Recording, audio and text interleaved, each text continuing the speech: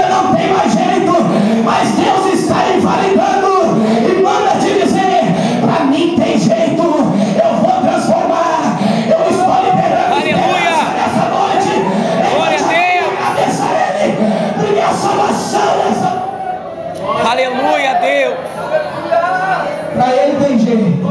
Eu creio. Para Ele tem jeito. Para Ele tem jeito. Aleluia. Tem jeito. Oh, glória. Nasce que é unária. Belo corgue arabachúria. Emitro se quero monju se que fai comondesse que vintre a soque lavacai lomonducia comonchu que fa remendo que minaco vinache ribidi coto que vasse lomontu que daracho que ramando que vasso manu que nascho que assúria. Deus está colocando por terra o agito satânico sobre a tua família. Levante a mão e agradeça a Ele, porque os aparatos satânicos estão caindo por terra hoje. Ninguém vai parar a sua família, ninguém vai parar a sua vida, ninguém vai parar esse ministério, porque o que Deus levantou está levantado. A última palavra é dele, e a palavra dele é essa: eu começo a trabalhar, eu faço um novo acordo, eis que faço nova todas as coisas. Aleluia. Aleluia, Senhor. Oh, glória. Ananias indaga a Deus. Por quê? Porque ele conhecia o histórico. Ananias sabia que Saulo tinha matado mulheres cristãs, crianças. E quando Deus fala para Ananias: vai até a rua chamada direita e pergunta em casa de Judas por um lugar chamado Saulo, ou seja, quando Deus fala para ele fugir, a Bíblia diz que ele indaga o Senhor dizendo: mas Senhor, quantos males eu ouvi falar acerca deste homem? Quantos males ele tem feito aos teus santos em Jerusalém? E aqui tem poder para prender todos o quanto invocam o teu nome. Ananias pensou que Deus faz acepção de pessoas. O que Deus não faz é acepção de pessoas. Deus não faz acepção de pessoas e Deus não olha para aparência. Aleluia. Você pode ser o menor da sua família, mas Deus está te vendo. Lembra que o tema é Eita, que Ele Deus se lembrou de você. Rapidamente, você lembra de Davi? A Bíblia diz em 1 Samuel capítulo 16, versículo 1, que Deus fala para o sacerdote Samuel da seguinte forma: até quando terás dó de Saul, havendo eu a rejeitado? Enche o teu vaso de azeite e vem, enviar-te-ei a Jessé o belemita, porque dentre os seus filhos eu tenho provido de um rei. Aleluia. E a Bíblia diz que quando ele escuta a voz do Senhor, ele pergunta para o Senhor: mas como eu irei, sabendo Saul me matará? Deus fala para ele: pega uma das vacas de suas bezerras e vem. Chega lá, convida Jessé o belemita para o sacrifício.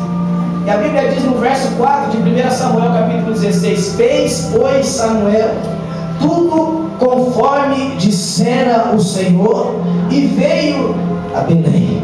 E quando ele chega em Belém, algum dos anciãos recebe ele e fala: de paz em sua vida. Ele fala assim: vim santificar o Senhor. E a Bíblia diz que quando ele chega até Belém para o sacrifício, ele chama Jessé o belemita e convida Jessé para o sacrifício. E quando ele convida Jessé para o sacrifício, Jessé chama os seus filhos, porque Deus tinha um para ser rei de Israel. E o primeiro filho que Jessé apresenta na presença de Samuel se chamava Eliabe. Diga comigo: Eliabe. Eliabe era o primogênito dele. Cara, naquele tempo o primogênito era o maior, era um privilegiado. Se o primogênito chegasse, a mesa poderia ser servida. A Bíblia diz que quando o primogênito chegou, Samuel ia derramar o vaso de azeite sobre a cabeça dele, porque aquilo era da época. O primogênito, ele era privilegiado, ele era o maior. Aqui eu aprendo uma coisa: por amor à minha vida e à sua vida, Deus é capaz de quebrar protocolo. Eu aprendo outra coisa aqui: Deus, ele não trabalha com lógica humana, ele não trabalha com probabilidade, ele não trabalha com protocolo. Deus age no sobrenatural. Aleluia!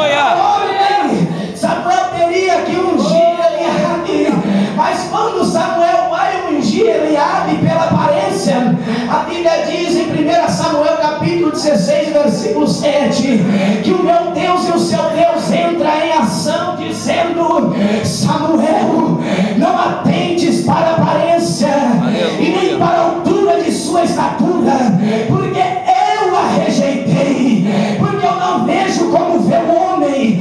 O homem olha o que está diante dos olhos, mas eu, o Senhor, olho para o coração. Aleluia! Esse glória é melhor, mas tá bom. Aí Jessé Glória a Deus. começa a apresentar os seus outros filhos, que é Eliabe, Aminadab, Samã, Felipe, Azan, Natanael. E quando Natanael é apresentado na presença de Samuel, Samuel percebe que está faltando.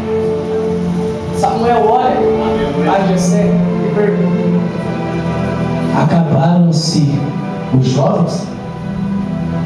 Eu acredito que naquele momento Jessé começa a contar.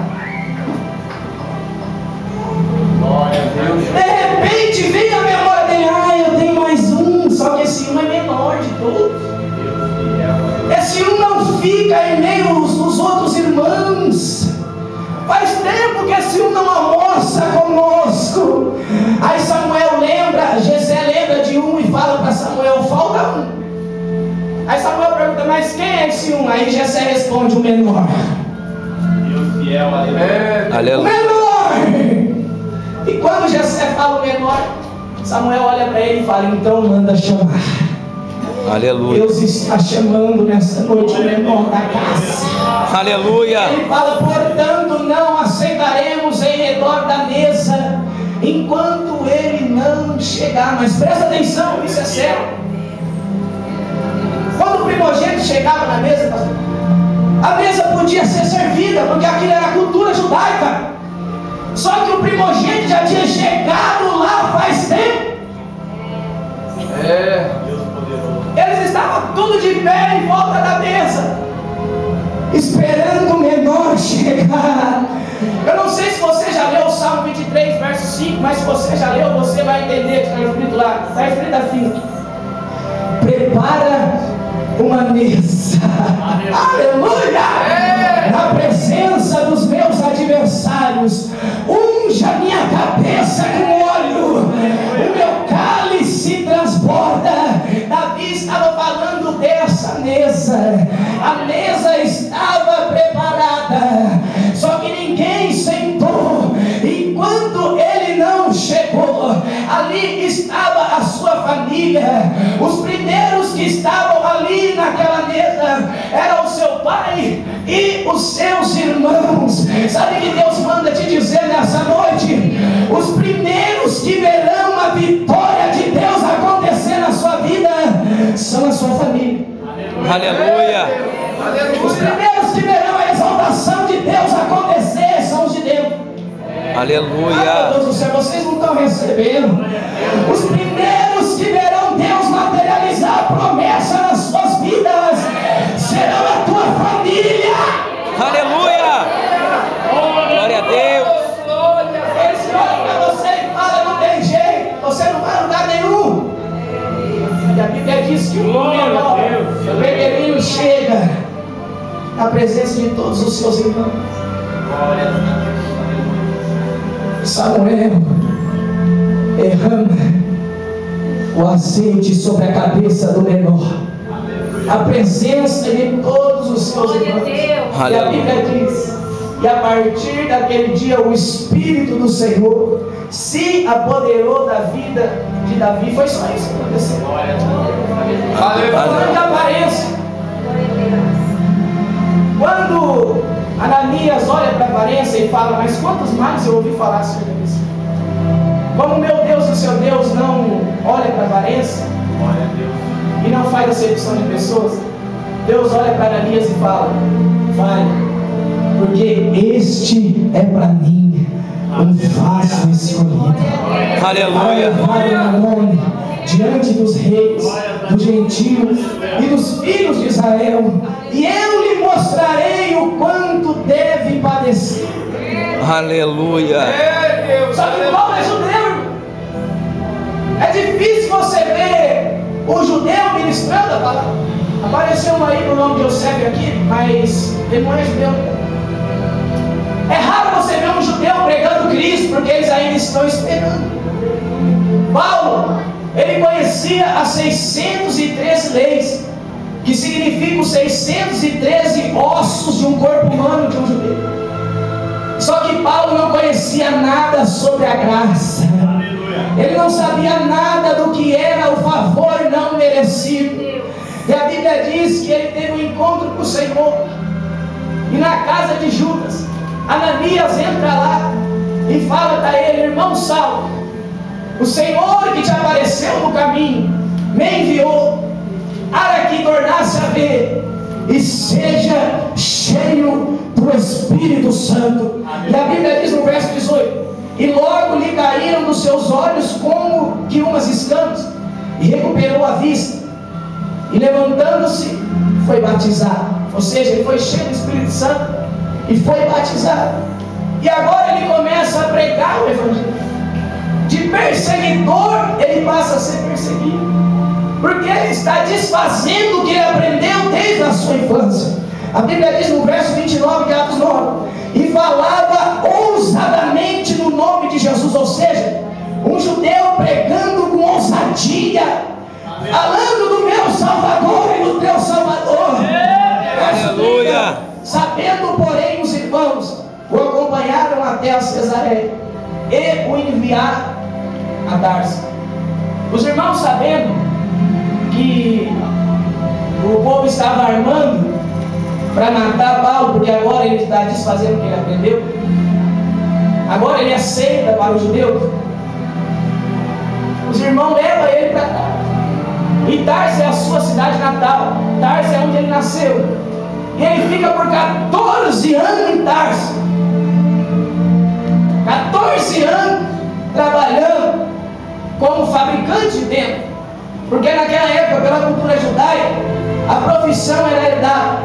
O avô de Paulo era fabricante de templo, o pai de Paulo, então Paulo também teria que ser. Só que ele fica por 14 anos esquecido de tudo e de todos. Os judeus agora não iriam dar emprego mais para ele, porque agora ele é contra, agora ele é crente. Ele fica por 14 anos esquecido, mas 14